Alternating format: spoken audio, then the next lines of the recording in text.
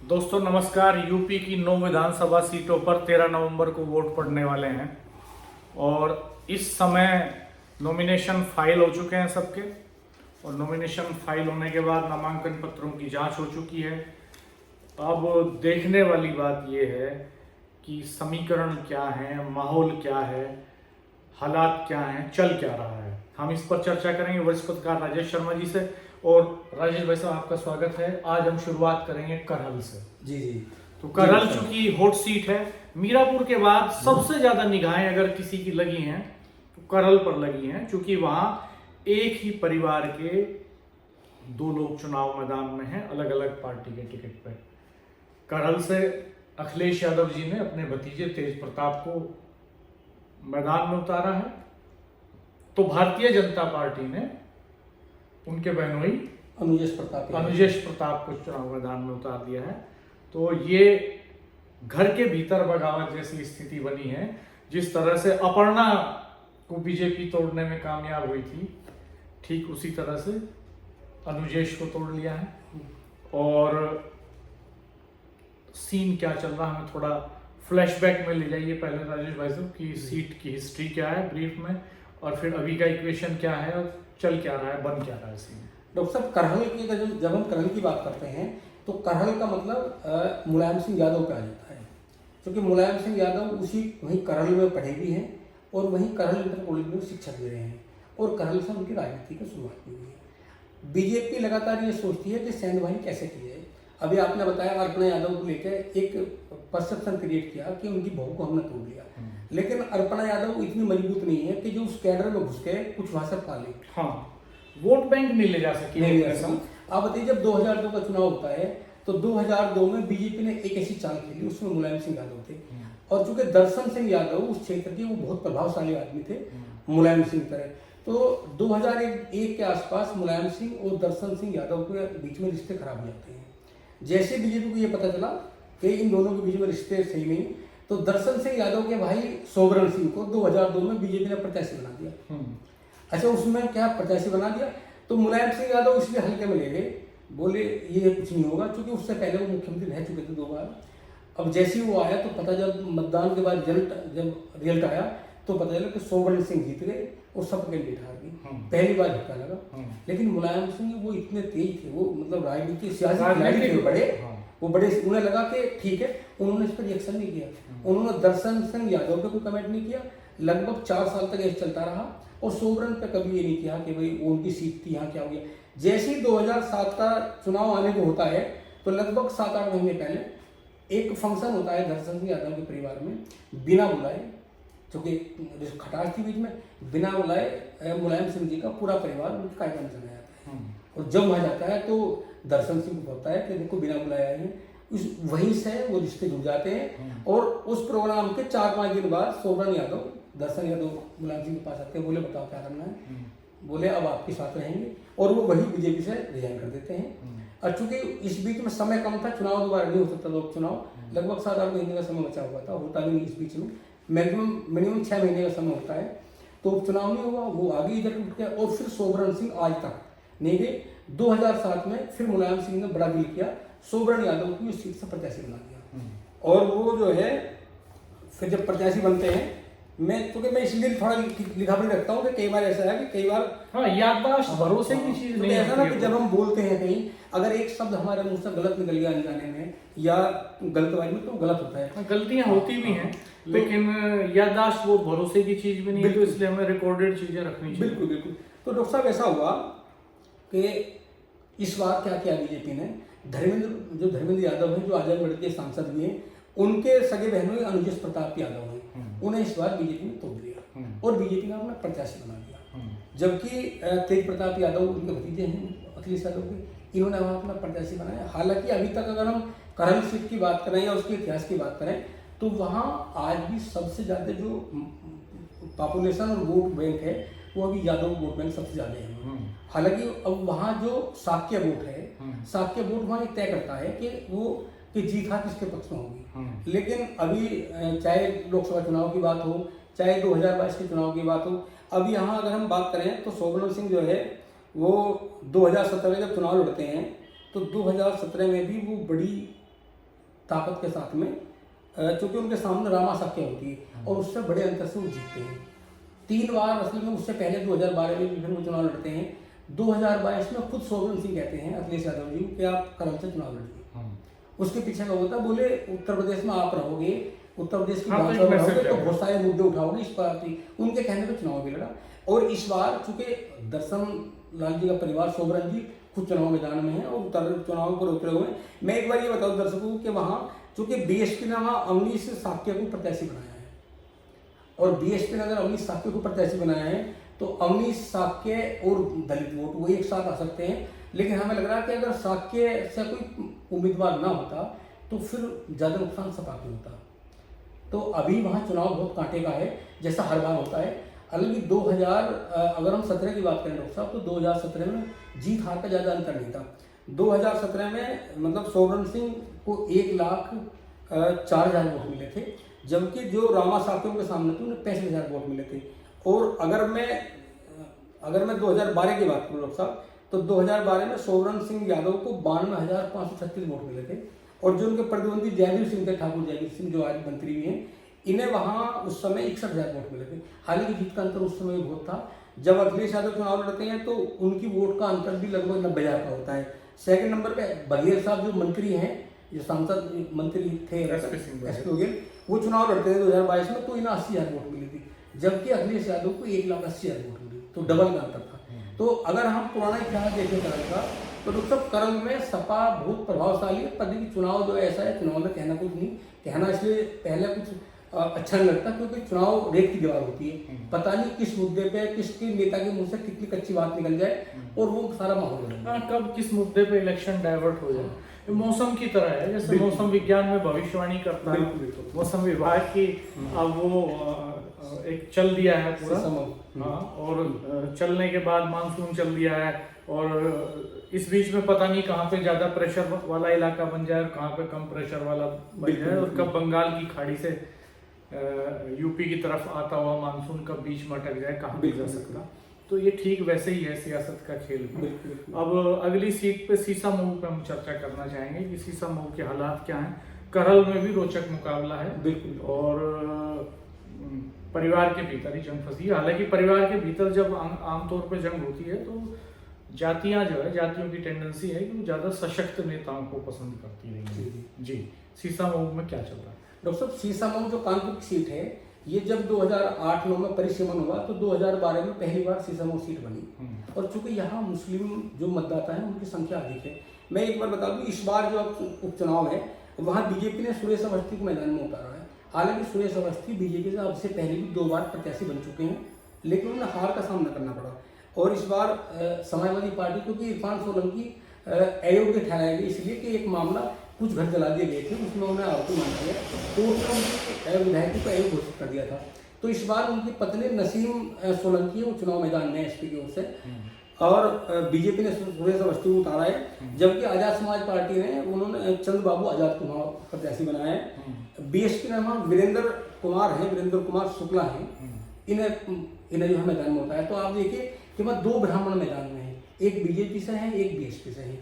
और जहाँ तक इरफान सोलंकी की बात है, मैं 2012 की सीट की बात करूँ तो 2012 में इरफान सोलंकी यहाँ से विधायक बने गए। वो विधायक बने थे, उनके सामने हनुमान स्वरूप मिश्रा बीजेपी से चुनाव लड़े थे, और वो लगभग 20,000 वोट से जीत गए थे इरफान सोलंकी जी। जब 2017 का चुनाव आया तो तब फिर इरफान सोलंकी चुनाव मैदान में थे, और बीजेपी ने उस समय सुरेश अवस्थी को मैदान में उतारा था। तो यहाँ भी लगभग 8,000 वोटों से इरफान सोलंकी जीत गए थे। जब 2022 का चुनाव आता है तो 2022 में भी इरफान सोलंकी चुनाव लड़ते हैं सपा की ओर से, और भाजपा उस समय सलील विश्नोई बीजेपी के नेता उन्हें चुनाव मैदान में उतारती है, लेकिन सलील उसमें भी लगभग 13,000 के अंतर से वो हार जाते हैं। अब ये उपचुनाव है, उपचुनाव में इरफान सोलंकी की वाइफ है नसीम सोलंकी, उस पर एसपी ने दांव चलाया। अब देखना यह है कि क्योंकि अगर 2012 की बात करें, 17 की बात करें, 22 की बात करें, तो जो जीत का अंतर है इरफान सोलंकी का वो लगातार कम होता गया है। तो वहाँ भी चुनाव टाइट है, और बीजेपी के बड़े धुरंधर डिप्टी मुख्यमंत्री ब्रजेश पाठक को उन्हें लगाया भी गया है बीजेपी प्रत्याशी सुरेश अवस्थी की ओर से। सपा की भी एक पूरी वीटो पावर है, बसपा के बड़े नेताओं ने मोर्चा संभाल रखा है। आजाद समाज पार्टी के नेता चंद्रशेखर आजाद अभी 15 दिन पहले वहाँ गए थे, माहौल तैयार किया, वहाँ भी बहुत बड़ा मुकाबला है। क्योंकि ये सीट 3 बार से सपा के पास है लगातार। हाँ, ये मुश्किल है सीट है, आसान सीट नहीं होगी इस समूह बीजेपी के लिए। और करल की तरह ही है, करल पे भी लगातार समाजवादी पार्टी का होल्ड चला आ रहा है। कुंदरकी पे हम एक वीडियो हमने किया ही था, कुंदरकी पे लगातार समाजवादी पार्टी का होल्ड 2012 से चला आ रहा है। तो इस मजवा पे क्या तस्वीर है? मजवा से पहले हम चर्चा करना चाहें कुंदरकी पे तो वैसे हमने चर्चा कर चुके हैं, आप वो वीडियो देख सकते हैं। कुंदरकी एक ऐसी सीट है जो 2012 से लगातार समाजवादी पार्टी के पास है, और इस बार रामवीर सिंह को टिकट दिया बीजेपी ने वहाँ पे, और समाजवादी पार्टी ने मोहम्मद रिजवान में भरोसा जताया है। मुख्य मुकाबला तो इन्हीं 2 पार्टियों के भीतर होना है। और ये ऐसी सीट है 92 या 93 के बाद से जिसे बीजेपी अभी तक जीत नहीं पाई है, तो वो हार्ड नट है। तो इस बार क्रैक होता है कि नहीं होता है? 93 में एक बार सीट बीजेपी ने जीती थी वहाँ, एक बार 93 में बीजेपी सीट जीती थी। और डॉक्टर साहब वहाँ 2002 में भी एक बार मुकाबला हुआ, मोहम्मद रिजवान वहाँ उस समय सपा से जीते थे। 2002 की बात कर रहा हूँ। जब 2007 का चुनाव हुआ तो 2007 में बसपा से हाजी अकबर को मैदान में उतारा था। वहाँ हाजी अकबर चुनाव जीत गए थे और रामवीर सिंह चुनाव हार गए थे और रिजवान भी चुनाव हार गए थे। जब 2012 का चुनाव होता है तो फिर मुकाबला ठाकुर रामवीर सिंह रिजवान के बीच होता है। 2012 में भी 2012 में भी इरफान जो मोहम्मद रिजवान ने इन्हें हरा दिया था ठाकुर रामवीर सिंह को। और उसके बाद में पहली बार है 2012 के बाद में, क्योंकि 2022 में समाजवादी पार्टी ने जो सफी बर्क साहब थे, जो सांसद थे, उनके पोते को मैदान में उतारा था, जो आजकल सांसद है। ये इसी सीट से 2022 में विधायक बने थे कुंदरकी से जियाउर रहमान बर्क, और चूंकि खाली होगी तो इस बार फिर सपा ने फिर मोहम्मद रिजवान पर विश्वास किया है। सपा की ओर से मोहम्मद रिजवान है और भाजपा ने एक बार फिर ठाकुर रामवीर सिंह को मैदान में उतारा है। हालांकि मुकाबला काफी मुश्किल मुकाबले वाली सीट है बीजेपी के लिहाज से। अब खैर की बात करते हैं। खैर एक ऐसी सीट है जिस पर लगभग 1 लाख जाट मतदाता है और आरएलडी और बीजेपी का गठबंधन है। तो एक तरह से ये इनका लिटमस टेस्ट भी हो जाएगा इसमें। इस गठबंधन का परीक्षण जो है, असली जो है, वो मुझे लगता है खैर और मीरापुर में ही होगा। तो खैर में क्या सीन बन रहा है, वो किसके हिस्से की सीट है, कौन वहाँ जो है होल्ड पे रहा है? डॉक्टर साहब वहाँ 2022 में मैं अगर एक बार 2002 से पहले एक बार लेके चलूँ तो ये 2002 में ये सुरक्षित सीट नहीं थी।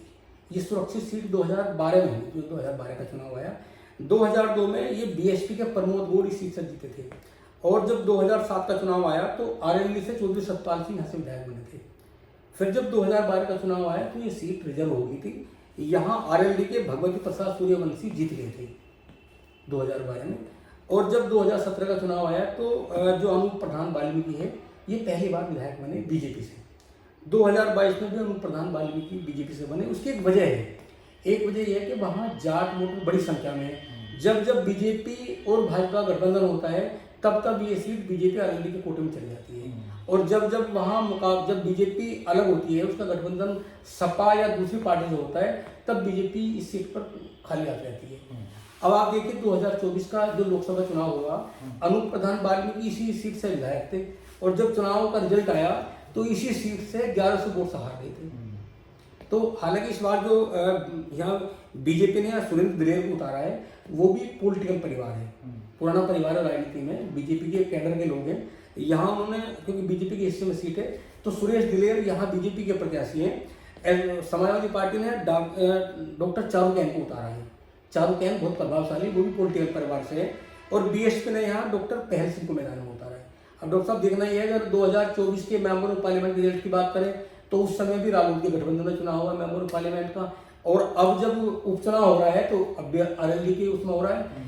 हम ये मानते हैं कि वहाँ जाट वोट प्रभावशाली होता है और वही तय करता है कि कौन जीत रहा है, कौन हार रहा है। अगर 2024 के चुनाव में गठबंधन के बाद भी अनूप प्रधान वाल्मीकि अपनी विधानसभा क्षेत्र से 1100 वोट से हार जाते हैं तो यहाँ कड़ा मुकाबला है। ये कहना बहुत मुश्किल है कि बीजेपी भारी होगी या सपा भारी होगी या बीएसपी भारी होगी। गाजियाबाद का क्या सीन है? जो एकदम पड़ोस की सीट है गाजियाबाद, वो शहरी सीट है, शहरी मतदाता वहाँ ज़्यादा है। डॉक्टर साहब यहाँ अगर हम गाजियाबाद की बात करें तो गाजियाबाद की ये सीट हालांकि 1993 के बाद में ये परंपरागत सीट लगभग हो गई थी। अगर हम 2007 को छोड़ दें 2012 को छोड़ दें तो 2012 में एक बार ये सीट बीएसपी के खाते में चली गई थी, या 2012 में सुरेश बंसल बीएसपी से चुनाव लड़े थे और वो जीत गए थे। बाकी अगर हम इसके अलावा ये लंबा इतिहास है, ये मानते थे कि जैसे छपरोली अरवली की पक्की सीट है, गाजियाबाद की 2 सीट को बीजेपी की मानते हैं। हालांकि इस बार मैं अगर एक बार बात करूं, पीछे की बात करूं, मतलब मैं फ्लैशबैक की बात करूं तो 2007 में सुनील शर्मा जो आजकल मंत्री हैं, पहले ये सीट हुआ करती थी, इससे 2007 में पहली बार वो बीजेपी से विधायक हुए थे। और फिर 2012 में ये सीट सुरेश बंसल बसपा के उम्मीदवार थे, उनके वो जीतने में कामयाब हुए थे। 2017 में अतुल गर्ग यहाँ से विधायक थे जो आजकल सांसद हैं। 2012 में दोबारा फिर टिकट दिया गया अतुल गर्ग साहब को, वो फिर विधायक बने और अब जनरल वीके सिंह का टिकट काटकर उन्हें मेंबर ऑफ पार्लियामेंट का टिकट दिया गया, वो सांसद बने, ये सीट खाली है।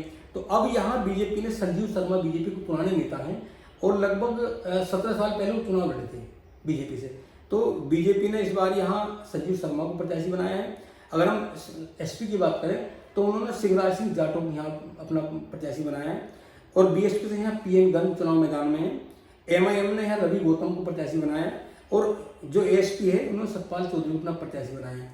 हालांकि कांग्रेस ने कोई प्रत्याशी नहीं, ये माना जा रहा था कि गाजा ये समाजवादी पार्टी कांग्रेस का गठबंधन होगा तो ये सीट कांग्रेस के कोटे में जाएगी, लेकिन ऐसा नहीं हुआ। अब चूंकि इस सीट पर प्रत्याशी सपा का होगा, लेकिन कांग्रेस का जो कैडर वोट है वो सपा के साथ होगा। तो जैसा माना गया अब तक कि ये भाजपा की परंपरागत सीट है, इसमें चूंकि जो असपा और बीएसपी के प्रत्याशी बहुत प्रभाव डालेंगे। अब ऐसा नहीं कह सकते कि एक तरफा यहाँ बीजेपी की जीत होगी, मुकाबला कड़ा होगा। लेकिन फिर भी ये तुलनात्मक रूप से बीजेपी के लिए थोड़ा सुरक्षित समझी जाती है और इतिहास इसका अतीत भी यही बताता है, तो उस मायने में बड़ी महत्वपूर्ण है। तो हमने वेस्टर्न यूपी की 4 महत्वपूर्ण सीटें आपसे चर्चा की, करल के बारे में चर्चा की, सीसामऊ के बारे में चर्चा की और यही महत्वपूर्ण सीटें हैं। मझवा सीट के बारे में भी थोड़ा चर्चा कर लेते हैं। लगे हाँ, मझवा में क्या चल रहा है? डॉक्टर साहब, मझवा में अभी ये पूरा सुर्खियों केंद्र बना हुआ है। जो मझवा में बीजेपी के प्रत्याशी हैं सुष्मिता मौर्य, जब उनका नामांकन के दिन फॉर्म आया तो एक पूरी मीडिया में आया कि जो 9 प्रत्याशी बीजेपी की हैं, सबसे ज़्यादा पैसे वाली मझवा सीट से बीजेपी की प्रत्याशी है। और चूंकि इनके सामने हालांकि सपा प्रत्याशी ज्योति बिंद है, ज्योति बिंद रमेश बिंद की सर बेटी हैं और बसपा प्रत्याशी में दीपक तिवारी है। वहाँ दरअसल क्या है कि जो वहाँ जो निषाद पार्टी, जो संजय निषाद है, निषादों की सीट पर अच्छी खासी भूमिका होती है और वो हार जीत तय करते हैं कि इस बार जो कौन जीतेगा। और उनको सीट नहीं दी बीजेपी ने। हाँ, सीट नहीं दी, वह नाराजगी है और उसकी नाराजगी टोटल निषाद कई बार, क्योंकि वो तो इस सूबे के मंत्री भी हैं और बीजेपी के सह पार्टी भी हैं। तो वहाँ समाजवादी पार्टी ने जो ज्योति बिंद को उतारा है, वो अभी तक ये माना जा रहा है कि ज्योति बिंद वहाँ अभी तक प्रभावशाली प्रत्याशी है, लेकिन कह नहीं सकते। वो लोग इसलिए कहते हैं कि संजय निषाद कहीं ना कहीं उनकी नाराजगी है, कहीं ऐसा ना हो कि अगर निषाद समाज में जरा सी भी कहीं चूक हुई तो कुछ भी रिजल्ट आ सकते हैं। लेकिन मझवा बड़ी इस समय फेमस सीट है, जिस तरह पश्चिम उत्तर प्रदेश की मीरापुर सीट है और मध्य यूपी की करल सीट है, ऐसे ही पूर्वांचल की मझवा सीट इस समय सबसे हॉट सीट में है। तो दोस्तों, ये तस्वीर चल रही है इस समय। 9 सीटों पर उपचुनाव हो रहा है। मिल्कीपुर पर चुनाव अभी नहीं हो रहा है। मिल्कीपुर में एक रिट को लेकर मामला फंसा हुआ है। तो आप कमेंट बॉक्स में कमेंट करके ये जरूर बताते रहिएगा हमें कि क्या चल रहा है असल में। दरअसल यूपी में जो ये उपचुनाव हो रहा है, इसमें कांग्रेस ने फ्री हैंड दे दिया समाजवादी पार्टी को और सभी सीटों पर समाजवादी पार्टी को अधिकार दिया कैंडिडेट उतारने का। फूलपुर विधानसभा सीट पर भी चर्चा कर लेते हैं लगे हाथ। और वहाँ से फूलपुर ऐसी सीट है जहाँ से पंडित जवाहरलाल नेहरू सांसद भी रहे हैं, तो ये विधानसभा सीट है। तो फूलपुर का क्या सीन है? डॉक्टर साहब, फूलपुर में 2022 में प्रवीण पटेल वहाँ वो विधायक थे, है ना, और चूंकि अब वो सीट खाली हुई तो इस सीट पे एक तो इस बार ये है कि पूरा घमासान है। अभी जब सपा और कांग्रेस के बीच में थोड़ी कड़वाहट थी तो ये दावा था फूलपुर को लेकर कि यहाँ कांग्रेस अपना प्रत्याशी पाएगी। हालांकि ये कांग्रेस की परंपरागत सीट रही है, जैसा आपने बताया। ये तो सब कुछ है कि पंडित जवाहरलाल नेहरू पहले इस सीट से सांसद बनते थे, एमपी उनके जाते थे और यहाँ इनकी प्राथमिकता इस परिवार की है आज भी। तो हालांकि उन्होंने बड़ा दिल दिखाया और कुछ भी इनके बीच में अखिलेश यादव जी राहुल गांधी के बीच में क्या मतलब आपस में समझौता हुआ, उन्होंने कहा कि आप चुनाव लो। तो यहाँ बीजेपी ने दीपक पटेल को अपना प्रत्याशी बनाया है। इस विधानसभा में इस बार 19 प्रत्याशी मैदान में हैं जो नामांकन किए हैं। तो मैं एक बार बता दूं, सबके नाम बता दूं, इसलिए टाइट भी होगा। 19 प्रत्याशी। 19 प्रत्याशी। नहीं, 19 प्रत्याशियों का नाम तो ज्यादा हो जाएगा, वीडियो लंबा भी हो रहा मैं है, आपको क्योंकि 3-4 20 मिनट का वीडियो हो चुका है। मैं हमें 2-3 मेन प्रत्याशियों का, मैं बता दूं बीजेपी, आपको। एसपी। बीजेपी ने यहाँ दीपक पटेल को प्रत्याशी बनाया है, समाजवादी पार्टी ने यहाँ मोहम्मद मुर्तजा सिद्दीकी को बनाया है, और बसपा ने यहाँ जितेंद्र कुमार सिंह को बनाया है, जबकि आजाद समाज पार्टी ने यहाँ शाहिदा खान लेडी को प्रत्याशी बनाया है। और ये चुनाव भी, इस चुनाव में कहीं ना कहीं जो डिप्टी मुख्यमंत्री हैं केशव प्रसाद मौर्य, उनकी प्रतिष्ठा सीट पर बहुत दांव पे लगी हुई है। आपको याद होगा जब 2022 का चुनाव हुआ था तो पल्लवी पटेल के सामने डिप्टी मुख्यमंत्री केशव प्रसाद मौर्य हार गए थे। तो फूलपुर सीट की जिम्मेदारी उनकी है और ये उनकी प्रतिष्ठा से जुड़ी हुई सीट है। वो यहाँ से एमपी भी है। जी जी। तो वाकई मुश्किल मुकाबला बहुत है, जिसमें फंसी हुई है इस समय बीजेपी और समाजवादी पार्टी। ये दोनों ही दल इसलिए क्योंकि मुकाबला आमने सामने का जी जी हो रहा है लगभग। इसमें तो दोस्तों, हमने यूपी की इस तरह से 8 सीटें आपसे डिस्कस की हैं। 4 सीटें वेस्टर्न यूपी की और 4 सीटें जो है दूसरे हिस्सों की प्रदेश के। आप कमेंट, बाकी एक सीट बची है कटहरी, उसके ऊपर हम चर्चा करेंगे अगले वीडियो में, क्योंकि वीडियो थोड़ा लंबा हो रहा है। चैनल को देखते रहिएगा, सब्सक्राइब कीजिएगा, बेल आइकन प्रेस कर दीजिएगा। धन्यवाद, नमस्कार।